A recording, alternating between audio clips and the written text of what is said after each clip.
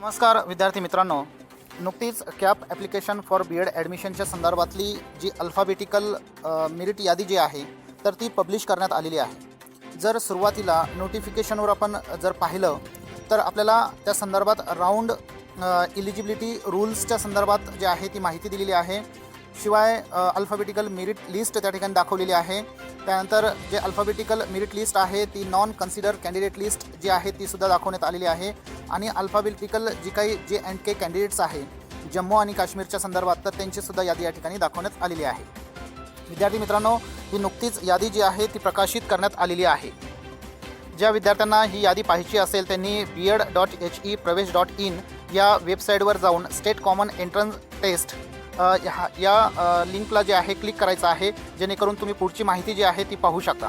यामध्ये सुरुवातीला round second eligibility रूलच्या संदर्भात जी माहिती दिलेली आहे ती माहिती आपण आज पाहणार आहोत। यामध्ये विद्यार्थी मित्रांनो, candidates who are not eligible for second round, तर कोणते विद्यार्थी हे सेकंड राऊंडसाठी इलिजिबल नाही या संदर्भातले काही मुद्दे दिलेले आहेत जे तुम्ही स्पष्टपणे वाचू शकता।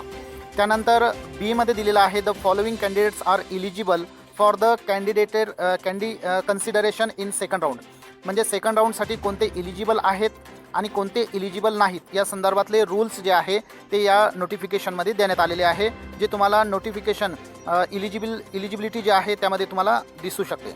यामध्ये जे काही लॉग इन फॉर मेरिट जे आहे यामध्ये हे सांगितलेलं आहे की student who are not in merit of second merit round first will be considered on first priority, म्हणजे ज्या विद्यार्थ्यांनी फर्स्ट राऊंडमध्ये अर्ज केलेला आहे किंवा रजिस्ट्रेशन केलेलं आहे तर अशा विद्यार्थ्यांना या ठिकाणी फर्स्ट प्रायोरिटी दिली जाणार आहे। ही सुद्धा एक महत्त्वाची गोष्ट तुमच्यासाठी या ठिकाणी नमूद करणं आवश्यक आहे। दुसरी एक महत्त्वाची गोष्ट आहे की new candidates who are not part of round first merit list will be considered after round first merit list candidate, म्हणजे याचा अर्थ असा आहे की काही नवीन विद्यार्थ्यांनी सेकंड राऊंडसाठी दिलेलं आहे, परंतु ते पार्ट किंवा त्यांचा सहभाग किंवा त्यांचं कन्सिडरेशन हे तेव्हाच होऊ शकतं जेव्हा फर्स्ट राऊंडमध्ये ज्या विद्यार्थ्यांनी आपले अर्ज दिलेले आहेत त्यांचं मेरिट त्या ठिकाणी होतं, परंतु त्या ठिकाणी मेरिट त्यांचं बसलेलं नाही किंवा त्यांना कॉलेज अलॉटमेंट झालेलं नाही, तर अशा पहिल्या मेरिटमधल्या सर्व विद्यार्थ्यांचं कन्सिडरेशन झाल्यानंतरच सेकंड राऊंडमध्ये ज्या विद्यार्थी रजिस्ट्रेशन केलेलं आहे तर अशा विद्यार्थ्यांना काय केलं जाणार आहे,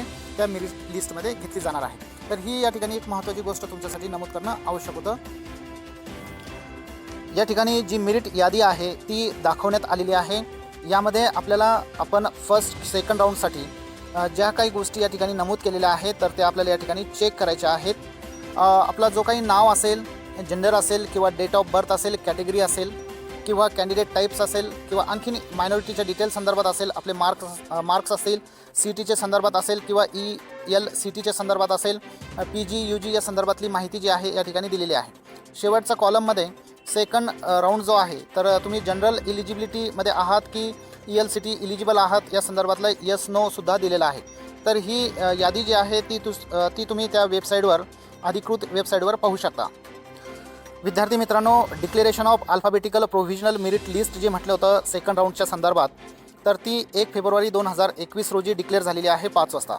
आता ही थोडी रिवाईज आहे, परंतु अनेक विद्यार्थ्यांना जी काही लिस्ट पब्लिश झालेली आहे तर त्याच्या संदर्भातल्या काही अडचणी असू शकतात, काही त्रुटी असू शकतात, तर अनेक विद्यार्थ्यांना त्यामध्ये जर त्रुटी जाणवत असेल काही विद्यार्थ्यांना तर ती त्रुटीसुद्धा दूर ते करू शकतात।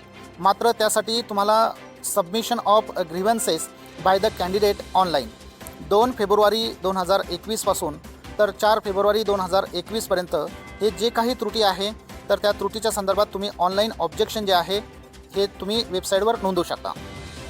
ही केवळ सेकंड राऊंडसाठी सूचना आहे की तुमच्या त्या मेरिट यादीमध्ये जर काही अडचण असेल तर तुम्ही त्या ठिकाणी नोंदवू शकता, ऑब्जेक्शन जे आहे ती त्रुटी दूर करू शकता किंवा एखादं डॉक्युमेंट आपलं अपलोड करायचं बाकी असेल तर ते सुद्धा त्या ठिकाणी करता येऊ शकतं। Review of grievances bye candidate किंवा व्हेरिफिकेशन जे आहे तर या संदर्भातले 2 फेब्रुवारी ते 6 फेब्रुवारीपर्यंत ते चालणार आहे। आणि सगळ्यात महत्त्वाचं जे आहे विद्यार्थी मित्रांनो की declaration of final merit list, तर शेवटची जी यादी जी आहे तर ती 9 फेब्रुवारी 2021 रोजी जी आहे ती डिक्लेअर होणार आहे 5 वाजता। मात्र ज्या विद्यार्थ्यांचं मेरिट यादीमध्ये नाव असेल तर अशा विद्यार्थ्यांना 12 फेब्रुवारी 2021 नंतर तुम्हाला जे काही अलॉटमेंट जे आहे तर ते अलॉटमेंटचं ॲलोकेशन जे आहे कॉलेजचं जे आहे ते सुद्धा दिलं जाणार आहे। तर हे सगळं म्हणजे युनिव्हर्सिटी जे आहे महाराष्ट्रामध्ये किंवा येणाऱ्याच्या संदर्भात सगळ्या विद्यार्थ्यांच्या संदर्भात ॲलोकेशन जे आहे ते 12 फेब्रुवारीनंतर दिले जाणार आहे. त्यानंतर विद्यार्थी मित्रांनो रिपोर्ट जे आहे इन्स्टिट्यूशनला ते तुम्हाला 13 फेब्रुवारी ते 17 फेब्रुवारीच्या दरम्यान करायचं आहे. आणि इन्स्टिट्यूट अपडेट जी करणार आहे, ज्या विद्यार्थ्यांनी त्या संस्थेमध्ये किंवा त्या महाविद्यालयामध्ये प्रवेश घेतलेला आहे अशा सर्व विद्यार्थ्यांनी इन्स्टिट्यूट अपडेट ॲडमिशन ऑनलाईन ही 13 फेब्रुवारीपासून तर 18 फेब्रुवारी म्हणजे एक दिवस त्यांच्यासाठी जास्त असणार आहे. तर ही सर्व विद्यार्थी मित्रांनो माहिती यासाठी आहे की तुम्हाला याचा शेड्यूल जो आहे की आपल्याला नेमकं काय करायचं आहे ही माहिती होणं आवश्यक आहे. त्यासाठी ही माहिती देण्यात आलेली आहे. सदर वेबसाईटवर जाऊन तुम्ही ही माहिती चेक करू शकता.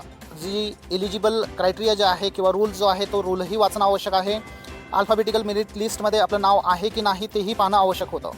तर ही सर्व माहिती यासाठी देण्यात आलेली आहे विद्यार्थी मित्रांनो की तुम्ही या प्रोसिजर जी आहे त्या प्रोसिजरचं अवेअरनेस जे आहे ते तुमच्यामध्ये यावं आणि त्या दृष्टीने तुमची जी काही प्रोसिजर असेल ती तुम्ही त्या ठिकाणी पूर्ण करावी. हा व्हिडिओ तुम्हाला कसा वाटला या संदर्भात नक्कीच आपलं मत जे आहे ते तुम्ही नोंदवू शकता. जे विद्यार्थी नवीन असतील ज्यांनी अजूनही माझं चॅनल सबस्क्राईब केलेलं नाही या सर्वांना विनंती की माझं चॅनल सबस्क्राईब करा, लाईक करा, शेअर करा आणि जास्तीत जास्त विद्यार्थ्यांपर्यंत तो पोहोचवा. तोपर्यंत नवीन माहितीसह मी पुन्हा एकदा येणार आहे. तोपर्यंत मला रजा द्या. जय हिंद, जय भारत.